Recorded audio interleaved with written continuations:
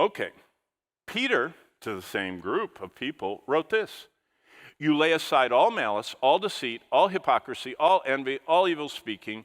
You've been saved as newborn babies. Desire the pure milk of the word. When Bonnie and I were raising our first child, I was on staff at Grace Community Church. We had our precious little son.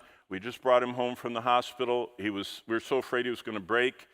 And it wasn't more than a few days till he developed this horrible croup. Now, you or one of your brothers or sisters probably had croup. It sounds like you're dying.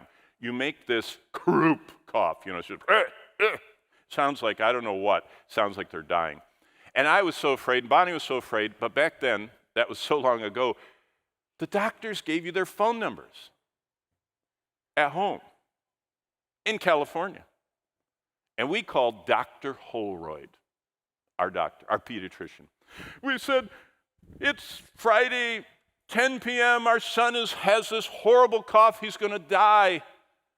And Dr. Holroyd, about 70-year-old, perfect, wonderful, quintessential California doctor said, calm down, everything will be, even his voice was soothing. He said, may I talk to your wife? And so I gave the phone to Bonnie, and he said to Bonnie, is your infant son still eating? And Bonnie said, oh, like a horse. I mean, he just can't get enough milk. He just wants milk. I remember we used to have to carry 6 bottles. We found a bottle carrier that held 6 bottles because he was ravenous. Dr. Holroyd said, turn the shower on, walk around with him. The croup will lessen a little bit. Bring him in Monday. I got the phone then. I said, what? Not right now. He said, no. If they still have an appetite, they're fine. Hey, if you don't have an appetite, you're not fine. Do you realize that? You're sick, deadly sick. If you are a Christian and you don't desire the pure milk of the word so you can grow, it's not for sure you've tasted of the Lord. You might be just going through the motions, and that's one of the churches we're coming to in just a minute. Look how Peter ends that section. Beloved, I beg you as sojourners and pilgrims, here's another evidence of salvation.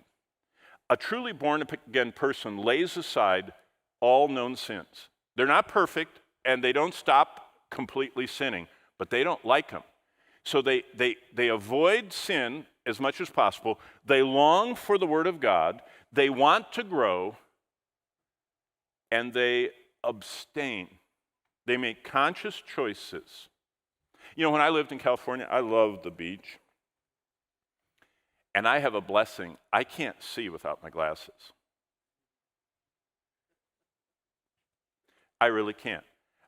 It's like all of you are kind of like a field of kind of white and blue and a few green and some red flowers, on a blue carpet.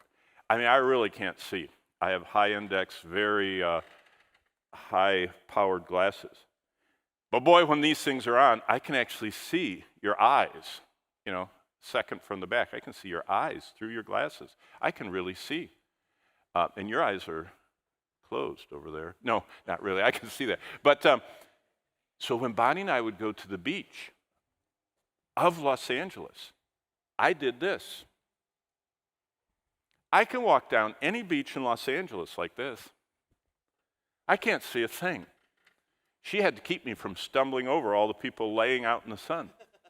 And I didn't see them. You see, and that was a choice that I made.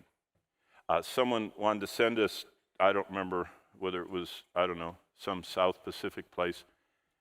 And I had the best time with Bonnie. And I took my glasses off. And I didn't even realize what a bad place it was because I didn't see it. You and I, if we are saved, we abstain from things that feed fleshly lusts. Well, they didn't do that there. Nevertheless, I have a few things against you because you allow that woman Jezebel, who calls herself a prophetess. So a prophetess is someone, there are two, you've covered this, but I repeat everything. I'm like Peter. Peter said, I'll stir you up by way of remembrance. Prophecy is forthtelling and foretelling. You notice there's a difference. There's a diphthong in there, a th. Forthtelling is where we just declare what God says. Foretelling is when we tell the future.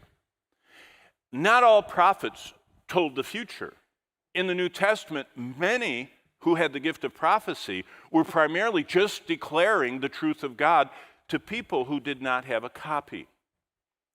So this was one of those not telling the future ones, but this was basically, Jezebel was a Bible teacher in the church. What a name. Who would name their daughter Jezebel?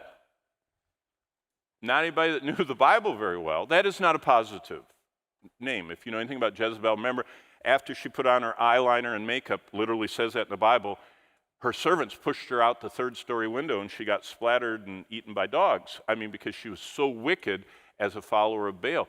But look what this woman Bible teacher was doing in the church in Thyatira. She taught and seduced my servants, true believers, to commit sexual immorality. See, this church tolerated sin and allowed this woman to enslave people into sin. Jesus knows who's influencing our lives. Either they're challenging us to sanctification. What's sanctification? It's being useful to God.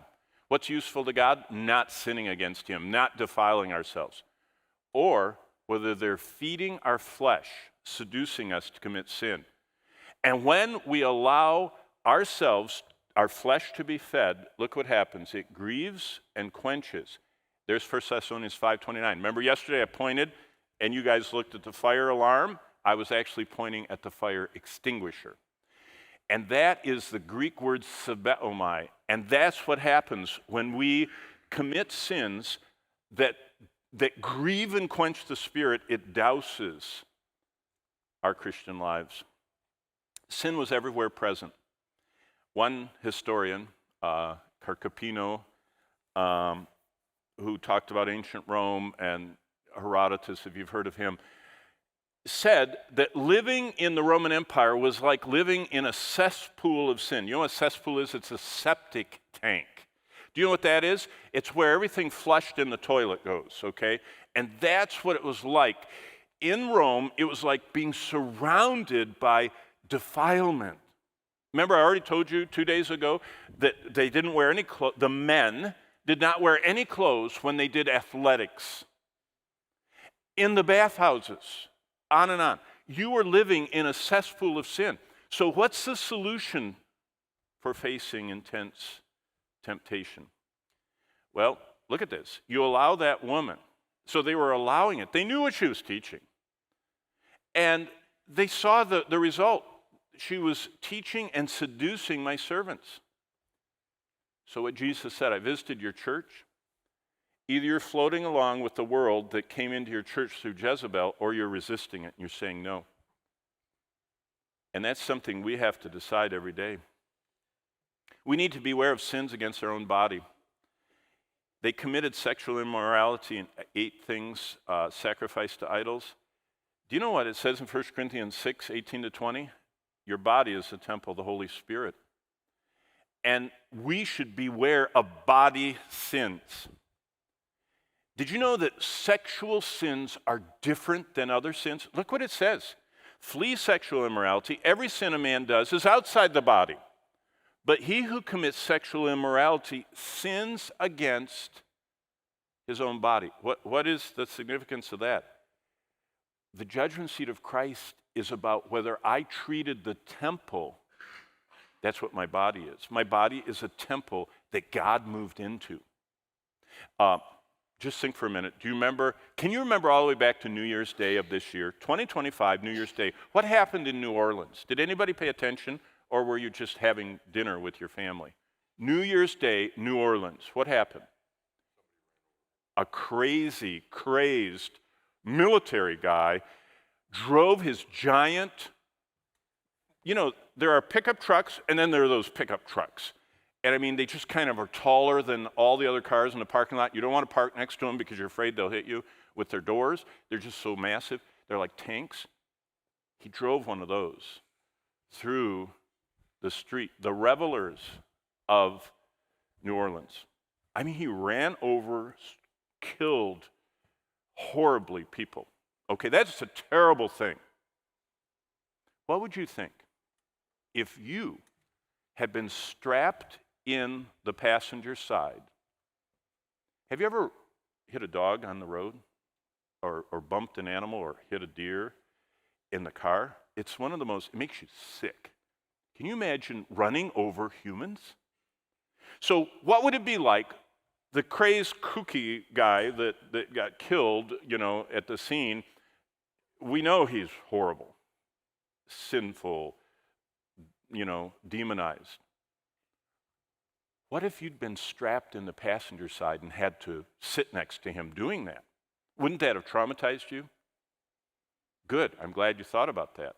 That's what happens to Jesus Christ, who's strapped inside of us.